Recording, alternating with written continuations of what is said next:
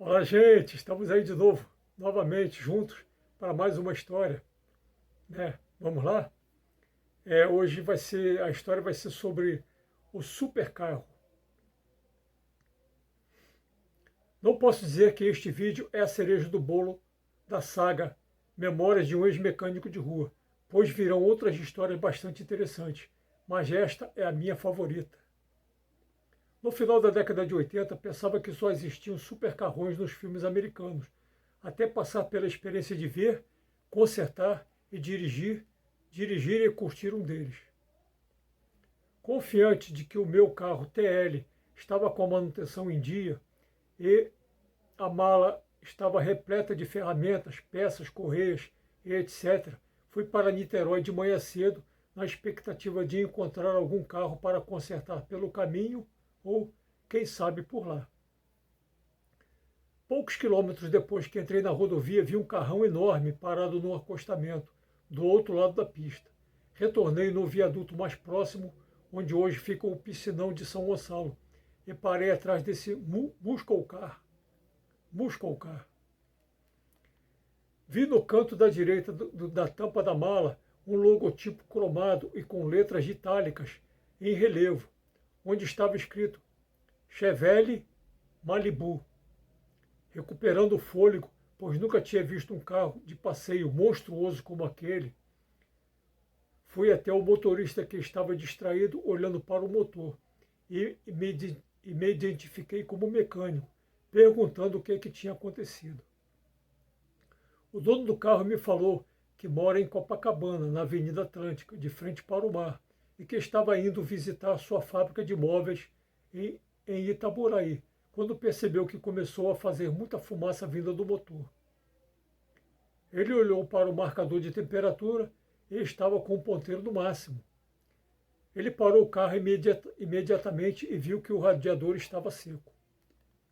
Reparei que o motor era um verdadeiro Big Block, um V8, cheio de cromados, muito bem conservado e dois turbocompressores, um saindo de cada lado do motor.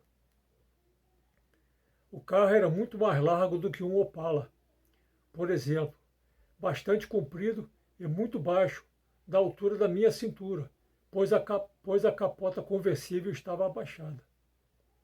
Dentro de mim só consegui dizer uma coisa: Uau! Uau!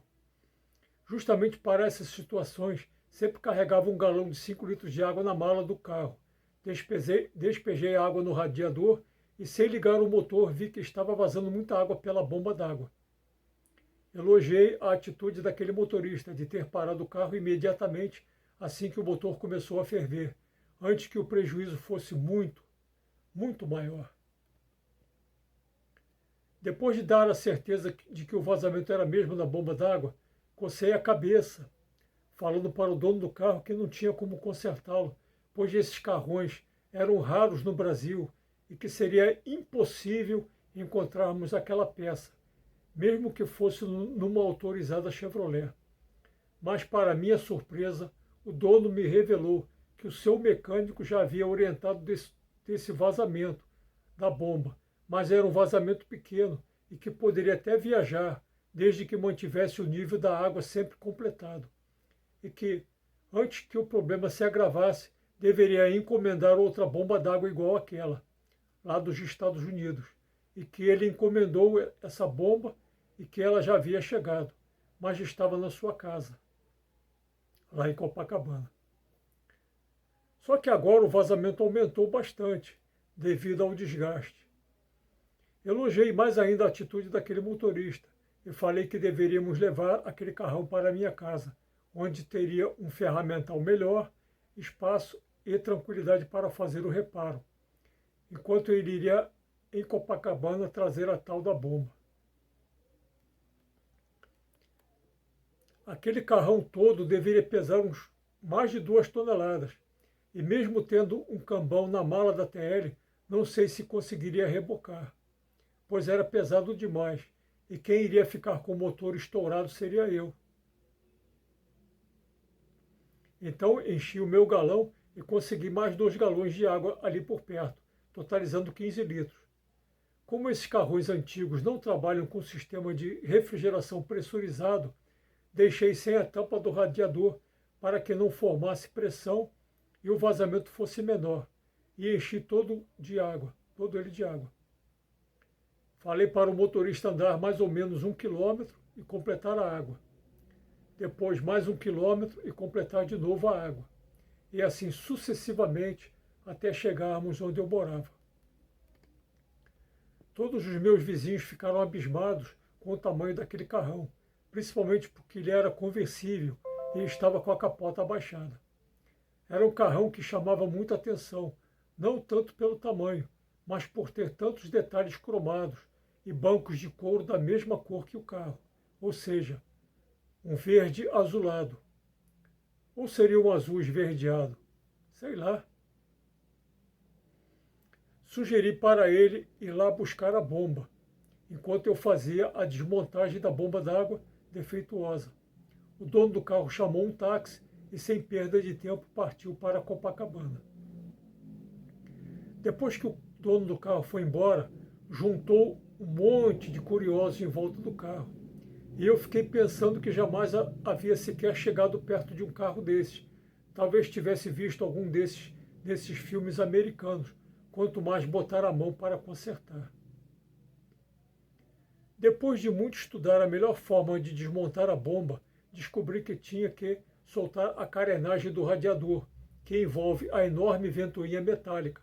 Depois, com uma chave L de 13, fazer um certo contorcionismo, até soltar os 8 parafusos que prendem a ventoinha no flange da bomba d'água e remover a ventoinha junto com a carenagem do radiador. Aí então sim, teria livre acesso aos parafusos que prendem a bomba d'água no bloco do motor. Soltei a bomba d'água e verifiquei que, além do enorme vazamento, ainda havia uma grande folga no eixo. Nem precisa dizer que o rolamento da bomba também estava ruim. A bomba d'água era enorme, deveria pesar umas 10 vezes mais do que uma bomba d'água de um carro comum. Enquanto o dono do carro não chegava, fui removendo com todo cuidado os restos de junta que estavam incrustados na sede da bomba. O dono do carro chegou com a bomba d'água nova, dentro de uma caixa e uma embalagem bonita e, pasmem, a bomba d'água nova vinha com a junta nova, um conjunto de parafusos novos e o certificado do termo de garantia, tudo em inglês. E o melhor de tudo, a bomba era fabricada pela famosa marca norte-americana Edelbrock. Isso sim que é qualidade. Antes do meio-dia, o serviço já estava pronto. O dono do carro ainda trouxe 5 litros de aditivo de radiador concentrado e 10 litros de água desmineralizada. Liguei o motor, que trabalhou com aquele ronco característico dos motorzões V8. Um ronco suave, poderoso, que impõe respeito. Aquele ronco bonito que todo o aficionado por chão de oficina gosta de ouvir. Nem uma gota de vazamento e a temperatura no painel não passava do meio. Esperei o motor atingir a temperatura ideal de funcionamento e dei umas boas aceleradas para mostrar ao dono do carro que o serviço ficou perfeito e também para ouvir aquele monstrão despertar furioso. Então o dono daquele super carro, sorrindo de satisfação, abriu a porta do motorista, fazendo um gesto cordial, me convidou para assumir a direção, dizendo: faça as honras, faça as honras. Confesso que por essa eu não esperava. Fiquei nervoso de emoção, pois nunca tinha visto um super carro desses de perto. E agora, além de consertá-lo, também iria dirigi-lo. O dono do carro sentou no banco do carona. Colocamos os cintos de segurança, que nessa época eram somente abdominais. Quando olhei para a alavanca de marchas, vi que o carro era automático. E como nunca dirigi um carro automático, acabei ficando mais nervoso ainda. Mas o dono do carro passou a alavanca para a posição drive e me disse que eu não deveria me preocupar com as marchas, apenas acelerar e frear. E ele me disse também que eu poderia, aliás, acelerar à vontade, correr à vontade, como se ele não estivesse ali do meu lado, pois aquele motor tinha 550 cavalos. 550 cavalos de potência e que eu poderia despejar toda aquela potência no asfalto da BR. O supercarro arrancou cantando pneus. E olha que a tração é traseira. Porque é fácil um carro com tração dianteira cantar pneus, mas um carro com tração traseira é bem mais difícil. A primeira curva que fiz, antes de subir para a BR-101, quase perdi o controle do carro, pois além da suspensão ser extremamente suave, a direção era leve demais. Acelerei fundo e senti as costas socarem contra o banco e já entrei na rodovia a mais de 100 km por hora. Continuei acelerando e olhei para os outros carros como se eles estivessem parados. Senti um vento forte passando sobre a minha cabeça e quando olhei no velocímetro levei um susto, pois já estava a quase 200 km por hora. E olha que ainda tinha curso no acelerador. Apesar da velocidade altíssima, senti uma segurança absurda na estabilidade desse carrão. Nessa época não haviam radares de velocidade máxima na BR-101, então a emoção foi indescritível. Mas 6 quilômetros depois tive que diminuir bastante para poder retornar. Até mesmo os freios desse carrão eram superdimensionados, pois pisei forte no freio e ele freou bruscamente, sem fritar os pneus. Sem exageros ou falsas modéstias, na direção desse carrão me sentia literalmente como um piloto de Fórmula 1, mas, infelizmente, o que é bom dura pouco. Voltei para casa e entreguei esse supercarro para o seu dono.